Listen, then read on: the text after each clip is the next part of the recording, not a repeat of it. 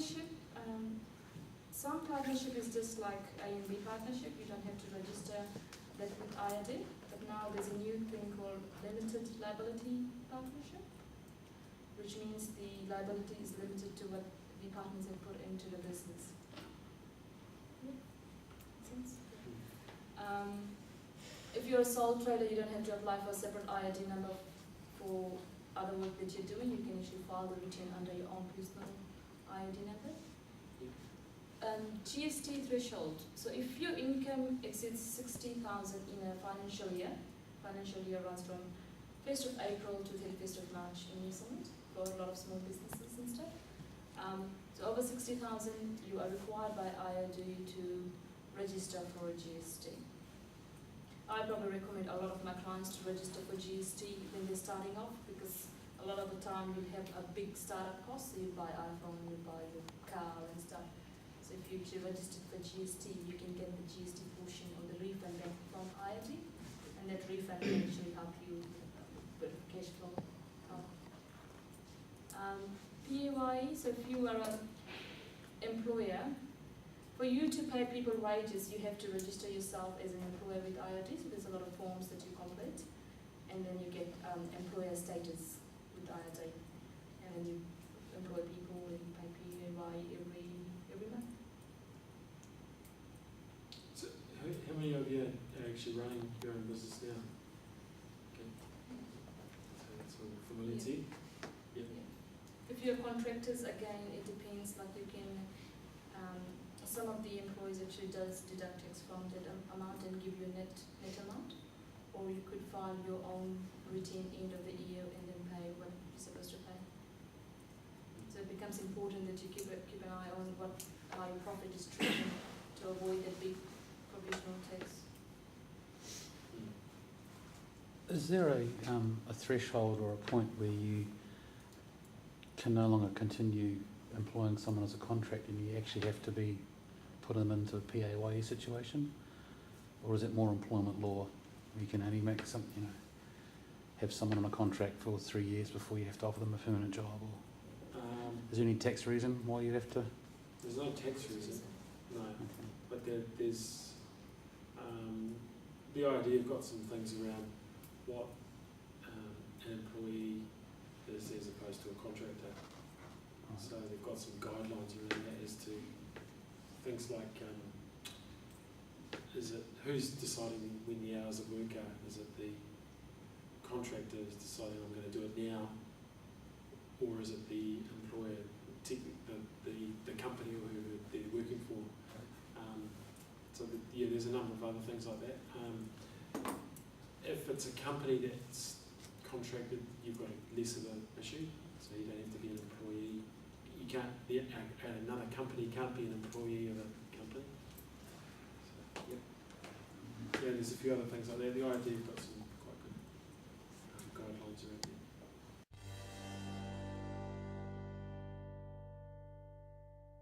there. Yeah. Okay.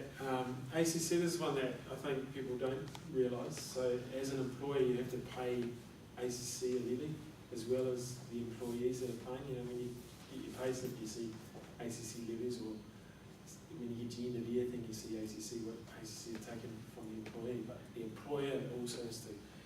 And as electricians, you will have a higher levy than, say, an accountant. So because it's based on risk of accidents and things. Yeah, so that's one that, and that's usually an annual payment, or you can spread it, but that is one that you need to remember.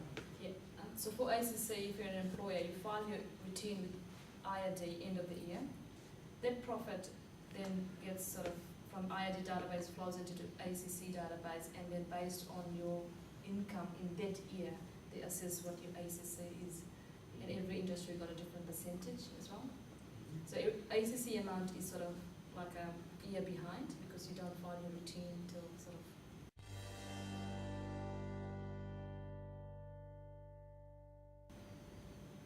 Provisional tax, someone's already talked about prov tax.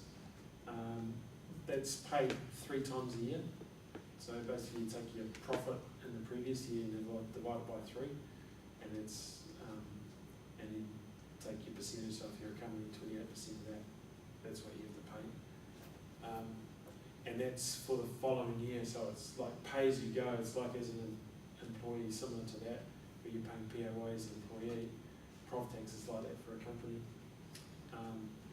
And that's where Yagita was saying you've got to be careful about not getting too far out with. So if you're projecting to make a $50,000 profit this year, then you need to make sure that you're doing those provisional tax payments based on that. If suddenly you make a $100,000 profit, then the IRD will sting you for use of money interest, which is, what is it, 12% or something? 7 to 8%, yeah. Okay. Yeah. Yeah, so there's that. Terminal tax, that's just the residual that you have to pay at the end. So the difference between what you pay in prov tax throughout the year less what it actually worked out to be. Prov tax the same in each third of the year? You pay the same lump sum?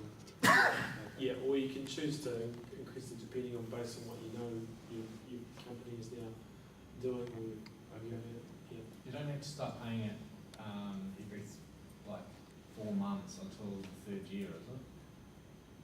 Of Not- trading. Not Yeah. the 3rd year. Is You get 1 year. Yeah, and then you don't have to pay that first year until the end of the 2nd year, right? But for that 2nd year, do you have to pay it every 4 months? Yeah. Yes. Yeah. Oh, okay. Yeah. Seems kind of weird, eh? Yeah, it is. Yeah. Yeah. So the How- first year, so the first year you pay no tax. You do pay it. You do pay it, but it's all in the terminal tax. Yeah. Okay. Oh, So- okay. Yeah, because you don't know what your profit is going to be, they let you have a year to figure that out. But you still have to end up paying whatever percent, you know. So say this year we're going through till 31 March, the end of the financial year. You've made, and you finally figure out that you've earned a profit of 50,000. Then you're going to get charged 28% of that for the company, and you have to pay that. And you'll have till the end of May To make the first provisional tax payment here. to make the first provisional tax for the next year. But you'll also have, which is for the 2nd year, but you'll also have to pay that tax. The terminal tax is due on the 31st of March the following year, is that right? Yeah. Okay. Cool. So you've sort of got 2 years to pay that first year. Is there a threshold too? There's a threshold before you have to start paying provisional? Yeah. Is it 20 grand or something? 10 for a company. 10. So anything over 2005. FBT, does anyone know what that is? Fringe benefit tax. Don't have to know. So what this is it's the company or the business owner has to pay it, and it's where you're giving your employee some kind of benefit. It might be the use of a company car, it's most common, or could be a low interest loan. It could be, what other examples? Superannuation. Superannuation. Health, if you belong to a health scheme and Yeah, stuff health like scheme, a medical scheme or something like that. that. So anything more than you would pay, like anything more than PAYE basically. Yeah. So what it means is that if you say you're going to give someone a car because you really like them and they're really valuable to your team, then you're going to end up paying fringe benefit tax on that car. So the way the thinking around it is that it doesn't really matter whether the employee owns it or the company owns it. The IRD is still going to get the tax. Because if the employee owns it and they pay for all the cost of running it, they know they're going to earn the money off you as a business owner. They'll pay PAY there, and then they'll spend it on their car. But if you own like a ute or a twin cab or a van, then it's like a work vehicle.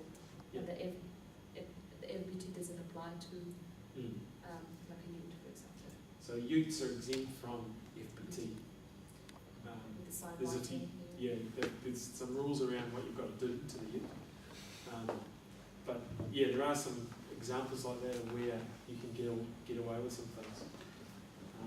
When I was working at Tātou Dairy Company, I was renting a dairy company house, which was right next door to the factory, and I was only in there a little while, and the rent went up. And they had to do that they justified that because the tax department was going to sting them fringe benefit tax because it was lower than the market rent rate. So they had to put it up to market rates to avoid FBT. Yeah. So we're looking at getting a Holden crewman for accounting girls because it's a unit and we can take it home, or I can take it home. And we don't have to pay tax on that. Yeah. So that's. So you're gonna have to put sign writing and Oh stuff yeah, like that. yeah, it's a sign writing. Is that why you see those company vehicles with this tiny little Tiny, sticker yes. in the back corner? Yes. So as far as you've got a sign writing, because there's nothing about how big the sign writing should be. There's a lot of loopholes in FBT. Yeah, Sign they writing. do, yeah. Yeah. Tiny little- Are there rules with using the car for non-work purposes if it's got sign writing on it? There is, yeah. So even with a you've still got to tell your employees you can't use it over the weekends, and you've got to have policies in place that ensure that doesn't happen. So there are still some What happens if you're the shareholder? You still pay, still Yeah, so if you're using it in the weekends, would you be paying? 2 days of. technically yes. You pay two days tax on that. Technically, yeah. But it's Yeah. always. It's not there. Yes, pulls that. So it's You pay two days tax on that. Technically, yeah. But it's Yeah. always. It's not there. Yes, pulls that. So it's a rate.